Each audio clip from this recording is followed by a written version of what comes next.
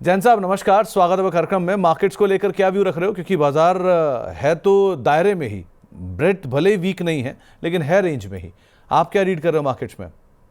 तो broader index पे थोड़ा सा वीकनेस है और ऐसा लग रहा है कि स्विंग लो बैंक निफ्टी की वजह से ज्यादा वीकनेस है। बैंक निफ्टी 57,482 का जो लो है, प्रोबेबली ये एक बार टेस्ट कर सकते हैं। निफ्टी पे प्रीवियस स्विंग लो टेस्ट हुआ है, लेकिन वहां से कोई बाइंग आई नहीं है। स्विंग लो था निफ्टी का एट 25,810, वहां से बाइंग नहीं आई है। अगर 75 मिनट के चार्ट पे इसको स्वीप करते हैं तो जरूर थोड़ी सी बाइंग देखने के लिए मिल सकती है। तो अंडर डेवलपमेंट है। शॉर्ट में मेरा कोई इंटरेस्ट नहीं है, लॉन्ग ट्रेड बनता है तो मैं जरूर इंटरेस्टेड रहूंगा। शॉर्ट में क्यों इंटरेस्ट नहीं है जैन साहब?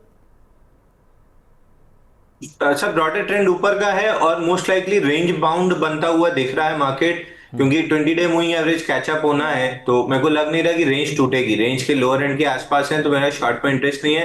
रेंज का लोअर एंड स्वीप हो या तो एक बाउंस बैक के लिए मैं प्ले कर सकता हूँ, या फिर 20 डे मूविंग एवरेज कैचअप होने के बाद नैरो रेंज ब्रेकआउट्स में प्ले कर सकता हूँ। दो सेक्टर देखना जरा जैन साहब, एक है ऑटो और दूसरा है पीएसयू बैंक। आज ये दोनों ही पार्टिसिपेट कर रहे हैं, यहाँ कुछ है क्या देखने लायक?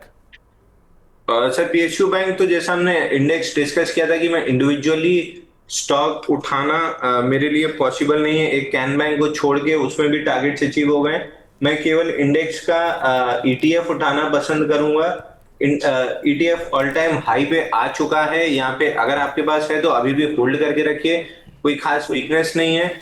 इंडेक्स में भी और यहाँ से 5 से 7% की तेजी बन सकती है, but that being said individual counters अभी भी मेरे को कोई बहुत अच्छे नहीं दिख रहे हैं। मैं ईटीएफ पे ही प्ले करना पसंद करूंगा। ऑटो में जरूर थोड़ा सा ऑल टाइम हाई के पास कंसोलिडेशन चल रहा है। हमने काफी अच्छा 4 स्टॉक्स प्ले किए थे, इनमें काफी जूस निकाला था, बट उसके बाद से ऑटो इंडेक्स एज सच में अभी फिलहाल कोई डेवलपमेंट नहीं है। ऊपर में जैसे ही 27,000, मतलब डेवलपमेंट बहुत बेहतरीन है, ट्रेड कोई नहीं है। ट्रेड बनेगा 27,445 के ऊपर, अभी 26,962 के आसपास है। तो जैसे ही 27,500 ऑटो इंडेक्स पे क्रॉस होगा, I would be a buyer. और पीएसयू बैंक ईटीएफ लगभग हमने 6,845 और फिर जब ब्रेकआउट 7,248 प्ले किया था, दोनों के टारगेट 8,053 थे, उसको स्लाइस थ्रू करके सस्टेन कर रहा है ऊपर। तो जब तक डेली चार्ट पे 8,050 के ऊपर क्लोजिंग बेसिस पे सस्टेन कर रहा है पीएसयू बैंक का जो ईटीएफ आपने लिया है, उसको होल्ड करके चलिए। अब ट्रेलिंग स्टॉप लॉस वही रहेगा इसका। तो एक राय दोनों को लेकर दी गई है। चलिए अब कुछ सवालों को भी जरा शामिल कर लेते हैं। सबसे पहले तो एक साईं प्रवीण साहब का सवाल आया है, शुक्रिया अदा कर रहे हैं पहले तो एसोसिएटेड अल्कोहल को लेकर, बहुत बहुत शुक्रिया साईं प्रवीण साहब। दूसरा, होनासा कंज्यूमर ऐड करने लायक लग रहा है क्या? तो जरा दोनों देख लो, एसोसिएटेड अल्कोहल भी देख लो और होनासा भी देख लो, क्या करें? सर, हुनासा में आज ऊपरी स्तर से थोड़ी सी सेलिंग, लास्ट 15 मिनट में जो सेलिंग आई है वो बड़े वॉल्यूम पे आई है, तो ये मेरे को थोड़ी सी ठीक नहीं लग रही है। मे बी समथिंग एक डंप काइंड ऑफ, ऐसा लग रहा है जैसे किसी ने एकदम बाल्टी से माल उड़ेल दिया हो नीचे मार्केट के अंदर। तो मैं थोड़ा सा वेट करूंगा। आज का हाई अगर क्रॉस होता है तो फिर कंटिन्यूएशन मूव बनेगा ऊपर में 307 तक। और हुनासा ब्रॉडली अगर आप वीकली पे देखें तो अर्निंग्स आई थी 19 मई को, जब बड़ी कैंडल फॉर्म हुई थी। 330 का हाई था, 259 का लो था। उसी कैंडल के अंदर ही पूरा काम हो रहा है लो स्वीप करके, तो बहुत बेरिश तो नहीं लग रहा है, लेकिन लास्ट 15 मिनट की सेलिंग थोड़ी सी खराब है, तो डे हाई क्रॉस होना बहुत जरूरी है। एसोसिएटेड एल्कोहल एसोसिएटेड अल्कोहल में कल बढ़िया ब्रेकआउट था। रेंज से टाइट रेंज से ब्रेकआउट आया था और ऊपर चलता हुआ दिख रहा है। 1270 के ऊपर जैसे निकलेगा, टारगेट खुलेगा 1400। एक बार सर अगर ये डिस्कस कर रहे हैं तो यूनाइटेड स्पिरिट और लगा लीजिए। यूनाइटेड स्पिरिट हमने मतलब मल्टीपल टाइम डिस्कस किया था कि इसने मंडे को, सॉरी वेडनेसडे वाले शो में भी डिस्कस किया था कि 1364 के ऊपर क्लोजिंग आ रही है इसकी। तो एक छोटा सा गैप का रेजिस्टेंस है 1428, और वो निकलता है तो 1498 आएगा और उसके बाद ऑल टाइम हाई आएगा। तो 1364 के आसपास हमने लगभग ऑल टाइम हाई की बात की थी फॉर इन्वेस्टर्स। फॉर ट्रेडर 1498, और आज का हाई बना है 1488। तो ट्रेडर्स का टारगेट कंप्लीट हो गया है। इन्वेस्टर्स के लिए अभी भी बहुत जूस बचा हुआ है, ये ऑल टाइम हाई जाएगा। ऑल टाइम हाई जाएगा, ऐसा इन्वेस्टर्स के लिए एक ट्रेड आप यूनाइटेड स्पिरिट्स में देख सकते हैं। सुमीर साहब हमारे मेंबर भी हैं, इनका एक सवाल आया है प्रिकॉल को लेकर। 100 शेयर है, 545 रुपए के दाम पे इन्होंने खरीदारी कर रखी है, क्या करना चाहिए इसके अंदर? प्रीकॉल लिमिटेड, सर प्रीकॉल लिमिटेड होल्ड करना चाहिए। 533 के ऊपर टिक रहा है, अगर 533 के ऊपर टिका रहता है तो फिर स्टॉक में अपसाइड मिलेगी आपको 580 रुपए तक की। तो 533 के आप 530 रुपए का क्लोजिंग बेसिस स्टॉप लॉस ले लीजिए। गया तो 6 रुपए, आया तो फिर यहाँ से कम 45 रुपए। तो प्रिकॉल को लेकर एक राय दी गई है। रीना जी का एक सवाल आया है, ये टाइटन और रिलायंस इन दोनों में कहां प्रॉफिट बुक करना चाहिए ये पूछ रही हैं, आप क्या राय रखते हो? सर एक बार स्टॉक का नाम रिपीट कर दीजिए। सॉरी, टाइटन और रिलायंस। टाइटन, टाइटन तो सर ऑल टाइम हाई जा रहा है, जैसा हमने एलएनटी का ऑल टाइम हाई लग चुका है, टाइटन का ऑल टाइम हाई लगने वाला है।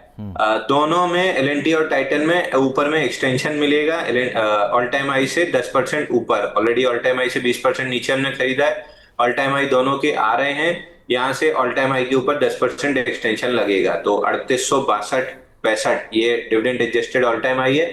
जैसे ये निकलेगा 4200 की तरफ ये भी चलेगा, एलएनटी भी सेम स्ट्रक्चर है दोनों का, इसलिए साथ में डिस्कस कर दे रहा हूँ। 3922 का ब्रेकआउट ऑल टाइम हाई का एलएनटी पे आ चुका है, वहां पे भी एक्सटेंशन बन रहा है 4200 तक का। बचा Reliance, slow and steady mover है, बट अगेन मैं बार बार यही कह रहा हूँ, मेरा कॉन्फिडेंस नहीं आ रहा है क्योंकि मेरे को टाइम वाइज करेक्शन पूरा होते हुए नहीं दिख रहा है। लेकिन जो 1414 का ब्रेकआउट है उसका पहला टारगेट 1533 रुपए के आसपास है और दूसरा टारगेट ऑल टाइम हाई है। मेरे हिसाब से अभी भी टाइम वाइज करेक्शन नहीं हुआ है, तो शायद ये जो ब्रेकआउट है इसके टारगेट से अचीव ना हो, तो मैंने रिलायंस अभी नहीं लिया है। तो फिलहाल रिलायंस के अंदर नई खरीदारी नहीं की गई है। एबी वर्ल्ड के हैंडल से एक सवाल आया है कि एलजी इलेक्ट्रॉनिक्स उनके पास है, क्या ये होल्ड रखें या निकल जाए?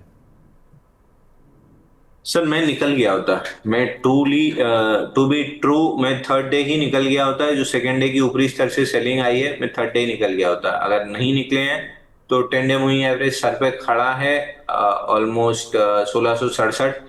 मेरे को नहीं लग रहा है स्टॉक में कोई बहुत जल्दी कोई मूव आती हुई दिखेगी। निकल के किसी मूविंग स्टॉक में चले जाइए, ज्यादा अच्छा रहेगा। तो आपको एक राय दी गई है कि एलजी से आप निकल जाइए। वैसे 50% गेन के ऊपर और क्या उम्मीद आप लगा रहे हैं? गेन का तो कोई अंत नहीं है, लेकिन जो मिल रहा है उसको तो पहले बुक करिए एटलीस्ट।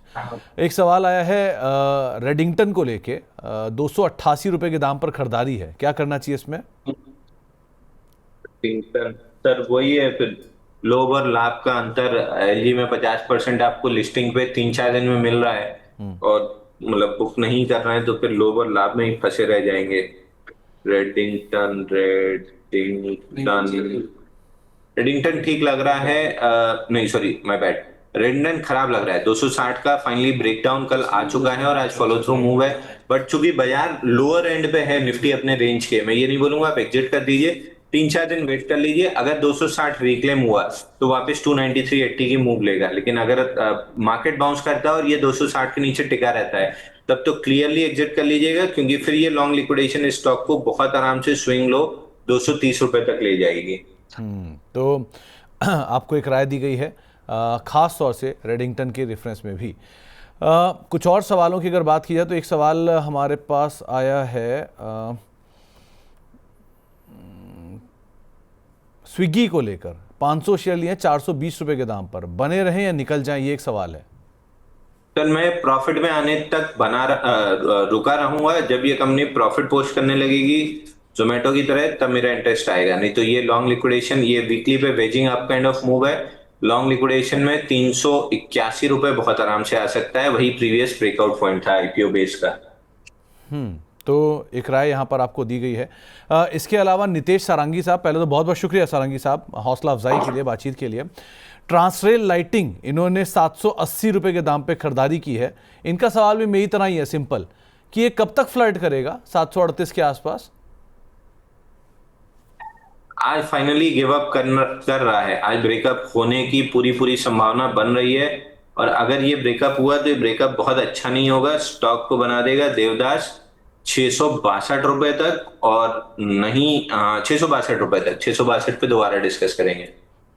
और सर ये अगर ब्रेकअप हो गया तो फिर? 662 सर, ब्रेकअप होना ही है, मतलब ब्रेकअप कल हो गया है जबरदस्ती। वापस बार बार फोन मिलाया जा रहा है जो उठ नहीं रहा है, तो जैसे ही गिव अप करेंगे 662 आ जाएगा। 738 फाइनली फेल हो चुका है। तो ये जब स्टॉक का ब्रेकअप होता है आपके हिसाब से चार्ट पर, तो उसके बाद वो भी वैसे ही देवदास, दर्द भरे गीत, ये सब शुरू कर देता है? अरे फिर हरकतें देखिए सर, अब क्लाइमेक्स, बाइंग क्लाइमेक्स के बाद रेलवे की हरकतें देख लीजिए। हरकतें सबकी वही होती हैं ब्रेकअप के बाद। चलिए, खैर, इंटरेस्टिंग है, चार्ट पे ब्रेकअप भी देख लिया आपने। मोतीलाल ओसवाल, क्या 3 साल के लिए खरीदने लायक है? ये संदीप सिंह साहब पूछ रहे हैं। सर मोतीलाल में एक ट्रेडिंग बेट थी ब्रेकआउट का, जिसका टारगेट 1100 था। ये हाई बनाया है 1097.1। और जो सेबी का कंसल्टेशन पेपर आया था कि एक्सपेंस रेशियो कम करना है, उसके बाद से सेलिंग आ रही है। तो ये सेलिंग प्रोबेबली वापस इसको 875 ले जाएगी, जहां से मूव स्टार्ट हुआ था। तो जो निकल गए निकल गए, जो नहीं निकल पाए अब वो फंसे रह गए हैं। तो मेरे को वीकनेस दिख रही है। नरेश कुमार साहब पूछ रहे हैं कि सिल्वर में लॉन्ग टर्म टारगेट 4 लाख का अभी भी इंटैक्ट है क्या आपका? बिल्कुल इंटैक्ट है सर, सिल्वर में कोई भी दिक्कत नहीं है। अगर लेकिन यही है कि अगले 6-8 महीने शायद आपको रिटर्न ना दे, क्योंकि गोल्ड को जो 1-1.5 साल में करना था वो डेली चार्ट पे 1 महीने ही में कर गया। तो सिल्वर गोल्ड दोनों कुछ समय प्रॉफिट बुकिंग में रहेंगे। 1,20,000 तक नीचे आ सकता है, उसके बाद जाके ये वापस से ऊपर चलेगा। तो सिल्वर में अगर आप मंथली पे देखेंगे, मतलब सीधे चले जाइए मंथली चार्ट पे, XAUSD सिल्वर के मंथली चार्ट पे चले जाइए, आपको दिखेगा 1979 से लेके अब तक पूरा एक मंथली चार्ट पे बड़ा कप एंडल पैटर्न बना है। इसको मंथली कर देता हूं। पूरा मंथली चार्ट पे कप एंडल पैटर्न बना है 1979 से लेके अभी तक। तो चार्ट के फेल होने की प्रोबेबिलिटी लगभग, ऑलमोस्ट ये कह सकता हूं मैं, इम्पॉसिबल है। बट मार्केट है तो कुछ भी पॉसिबल हो सकता है। 549 मंथ्स का ब्रेकआउट बन रहा है, तो हिसाब से 48, और पैटर्न का लो है $3। $3 और 48, $45 जोड़ दूं, 48 में 45 तो हो गया 93 इंटू 32.15, और 88 रुपए से ले लूं तो 2,63,000 का तो आराम से टारगेट पहला आता है। तो आपको एक राय दी गई है सिल्वर के रेफरेंस में। जरा एक बार शीला फोम का चार्ट देखना, एक स्पाइक आया है और मंथ हाई पर ये कामकाज कर रहा है, तो कैसा दिख रहा है ये? XFL ये sir small cap micro cap index का भी हिस्सा है। इसमें एक जबरदस्त सेल ऑफ कैंडल बनी थी 13 अक्टूबर को, जिसमें वॉल्यूम था 3,152%, राइट, 3.9 मिलियन। उस कैंडल का हाई क्रॉस हुआ है। तो जितनों ने माल बेचा है अब क्लियरली ट्रैप्ड है, और अगर फोमो में वापस से लॉन्ग एंट्री लेते हैं, जो कि दिख ही रही है 15 मिनट चार्ट पे कि लोग फोमो में एंट्री कर रहे हैं, तो ये 754 रुपए तक बाउंस बैक कर जाएगा। ओवरऑल ऊपर से काफी पिटा हुआ है, तो 754 की जोन में मेजर रेजिस्टेंस है, वहां पे दोबारा सवाल पूछिएगा। ओके, 754 के जोन में मेजर यहाँ पर दिक्कतें हैं, तो उसके आसपास आप सवाल पूछ सकते हैं। एक बार एक शेयर देखना, राघव प्रोडक्टिविटी, यहाँ पर भी एक स्पाइक आया अभी अभी, करीब करीब 6% ऊपर है। सो क्या करें? प्रोडक्टिविटी सर थोड़ा सा वॉल्यूम लो है, 35,000 के आसपास का है, बट पैटर्न ठीक ठाक बना हुआ है। इसमें वीकली चार्ट पे पैटर्न है, वीकली चार्ट पे, वीकली चार्ट पे 44 बार का पैटर्न बना हुआ है। 770 रुपए के ऊपर क्लोज करता है तो फिर ब्रेकआउट बनेगा। उस केस में सीधा सीधा 900 रुपए, 950 रुपए का पहला टारगेट खुलेगा। तो ये रहा है 2 स्टॉक पर जो कि DI के आसपास कामकाज कर रहे हैं। दीपक सिंह साहब हमारे मेंबर हैं, इनके पास मैक्स हेल्थ केयर के शेयर हैं, 1260 रुपए के दाम पे खरीदारी है, और टाटा पावर 405 रुपए पर। क्या करें इन दोनों में? टाटा पावर,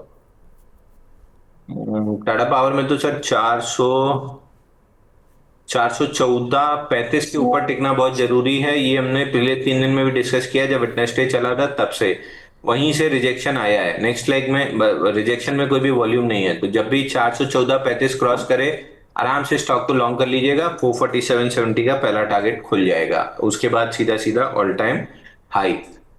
उसके बाद इनका था मैक्स मैक्स हेल्थ। ये अगेन मैंने डिस्कस किया था कि 1,200 रुपए का ब्रेकडाउन खराब है। 1057 आ सकता है, वहां से आके वापस 1200 आया है, निकल जाना चाहिए, क्योंकि नेक्स्ट लेग में ना सिर्फ 1057 टेस्ट होगा बल्कि उसको ब्रीच भी कर सकते हैं। तो पुल बैक कंप्लीट हो गया है 1200 का, फ्रेश डाउन मूव स्टार्ट हो गई है। ओके, धीरज मोरे साहब का एक सवाल आया है।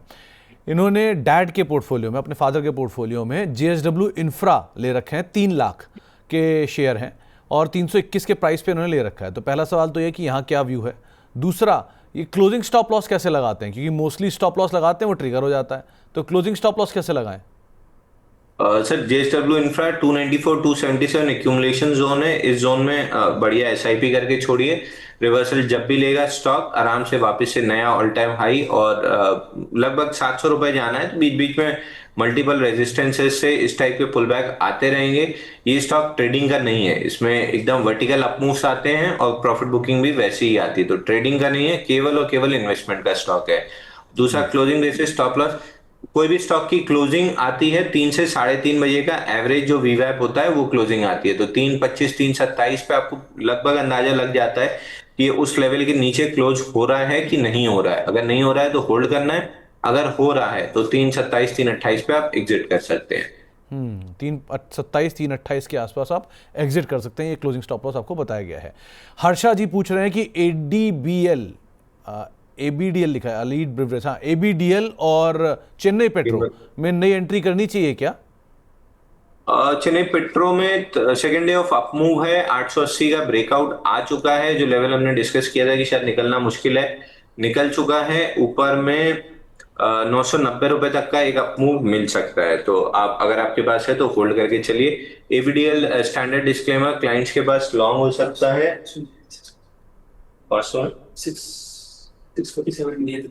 647 में परसों बाई दिया था, आज रिस्क फ्री हुए हैं, और टारगेट इसमें दिया है 693 के आसपास का, तो क्लाइंट्स इसमें लॉन्ग हो सकते हैं, रिस्क फ्री हो गए। ओके, एक सवाल आया है चेन्नई पेट्रो के ऊपर, इनफैक्ट 2 सवाल आए हैं। एनके साहब का पहला सवाल आया है चेन्नई पेट्रो का, दूसरा एनके साहब का दूसरा सवाल भी आया चेन्नई पेट्रो है, क्या इसमें प्रॉफिट बुक कर लेना चाहिए। आज अच्छी तेजी में है, तो क्या मुनाफा ले लें, अभी होल्ड करें? सर 990 जाते हुए दिख रहा है, 880 पार नहीं होना चाहिए था, पार हो गया है, तो अब ये जो बाइंग चल रही है ये 990 तक मोमेंटम में ले जा सकती है इसको, तो एक बार 980 990 की जोन का वेट करना चाहिए। इसके अलावा एक और सवाल आया है श्रवण सिंह साहब का, वो पूछ रहे हैं कि साकार हेल्थ केयर और जीएमआर एयरपोर्ट, इनमें शॉर्ट टर्म के लिए आप कैसी चाल देख रहे हो?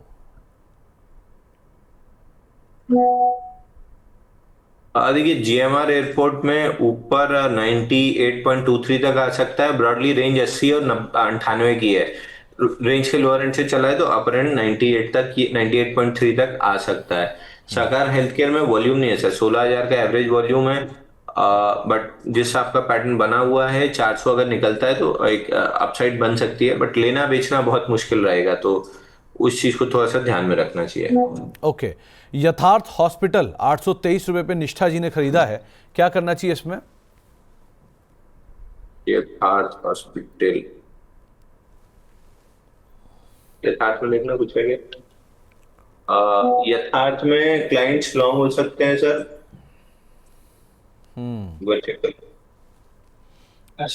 हाँ यथार्थ में क्लाइंट लॉन्ग हो सकते हैं, इसमें हमने बाई कॉल इनिशिएट करके दिया हुआ है। पूरा कैपिटल पैटर्न जो 693 का आया था उसमें मेजर पुल बैक नहीं आई, स्विंग हाई 741 तक पुल बैक आके 8 अक्टूबर को बड़ी अपसाइड कैंडल बनी थी जिसकी प्योर कंसोलिडेशन चल रही थी, और इसका फाइनली ब्रेकआउट बन रहा है, तो 821 के आसपास से हमने बाई दिया, 804 चल रहा है, स्टॉप लॉस हमारा 780 रुपए के आसपास है। 780 टूटता है तो फिर ये खराब होगा, जब तक 780 प्रोटेक्टेड है। अपसाइड 841 और 841 निकलने के बाद कम से कम 1,000 रुपए का टारगेट मिल सकता है, तो थोड़ा सा एग्रेसिव बेट जरूर है, बट रिस्क रिवॉर्ड के लिहाज से जाने को 30-40 रुपए है, आने को 150 रुपए है, तो उस हिसाब से रिस्क रिवॉर्ड हमने प्ले किया है। चलिए, तो एक रिस्क रिवॉर्ड का सिचुएशन आपको बताया गया यथार्थ को लेकर। टाइमलेस ट्रेंड्स हैंडल से एक सवाल आया है। पहले तो बहुत बहुत शुक्रिया सर हौसला अफजाई के लिए और तारीफ़ों के लिए। उनका एक सवाल है बीएससी को लेकर। वो उनका कहना है कि सेबी ने वीकली एक्सपायरी ख़त्म नहीं होगी, ये बात कही है, इसके बाद क्या बीएससी लेना चाहिए? वैसे तो सर उस पर क्लैरिफिकेशन भी आया कि सेबी ने ऐसा कुछ नहीं कहा है, तो करना क्या चाहिए? मतलब बीएससी वॉलेटाइल है इन दोनों चीज़ों के बीच में, क्या करें अभी? तो देखिए 2385 का मेजर सपोर्ट था, उसको स्वीप किया है, जो नीचे गया और ऊपर आया है। आप लेवल देखेंगे तो 2385 है, तो वीक लॉन्ग्स लगभग ऐसा लग रहा है कि एलिमिनेट हो गए। क्लोजिंग अगर 2450 2460 आ जाती है तो बहुत बेहतरीन हो जाएगा। इस जोन में भी क्लोजिंग आती है तो अच्छा है। जब तक 2360 2380 की जोन क्लोजिंग बेसिस पे प्रोटेक्टेड है, अपसाइड 2738 बन सकती है। एक सवाल आया है रेखा जी का। इन्होंने जेएसडब्ल्यू सीमेंट में निवेश कर रखा है, अभी हाल का ही आईपीओ है, बहुत पुरानी स्टोरी तो है नहीं, करना क्या चाहिए इसमें? जेएसडब्ल्यू सीमेंट, सर देखिए जेएसडब्ल्यू सीमेंट हो या टाटा कैपिटल, सेम कैटेगरी में फॉल करते हैं। बजाज हाउसिंग फाइनेंस के अच्छी लिस्टिंग, उसके बाद प्रॉफिट बुकिंग और साइडवेज। तो इसमें भी आईपीओ बेस बनने का वेट करेंगे। जब तक नहीं बन रहा है तब तक अवॉइड की लिस्ट में है। जब आईपीओ बेस बन जाएगा तो ब्रेकआउट पे ये टॉप प्रायोरिटी कैंडिडेट होगा प्रमोटर की वजह से। जेएसडब्ल्यू बहुत बेहतरीन प्रमोटर है। आईपीओ बेस ब्रेकआउट बनता है तो हम जरूर प्ले करेंगे। तो अभी तो कोई इंटरेस्ट नहीं है इसमें। ओके। सयंतन दत्ता साहब हमारे मेंबर हैं, इनके पास एसएच केलकर के शेयर हैं 230 रुपए के दाम पे, क्या करना चाहिए इसमें? तो इसमें ब्रेकआउट फेल हुआ है 268 का। लॉन्ग लिक्विडेशन का टारगेट है 210 रुपए का। तो फिलहाल 210 आ रहा है, और अगर 210 नहीं प्रोटेक्ट हुआ तो फिर 183 तक आएगा। साथ ही साथ अंबर सिंघा साहब हमारे मेंबर, अदानी एनर्जी सॉल्यूशन या केपीआई ग्रीन, इन दोनों में से क्या लेना चाहिए? सर मैं तो अभी फिलहाल अदानी एनर्जी सॉल्यूशन लेता, क्योंकि ऑलमोस्ट अंदर जो ब्रेकआउट है 975 के ऊपर टिका, तो सीधा सीधा 1090 का तो फटाक से रेट मिल जाएगा। तो मेरी नजर पे अभी अदानी एनर्जी सॉल्यूशन है। और केपी एनर्जी, ये हमने दिवाली पिक में दिया है, हमको 3x होते हुए दिख रहा है कम से कम यहाँ से। तो अगर आप 3 साल के लिए ले रहे हैं तो फिर केपीईएल ज्यादा अच्छा है। अगर आप 2-3 महीने के हिसाब से ले रहे हैं, 3 महीने के हिसाब से, तो अदानी एनर्जी सॉल्यूशन अच्छा है।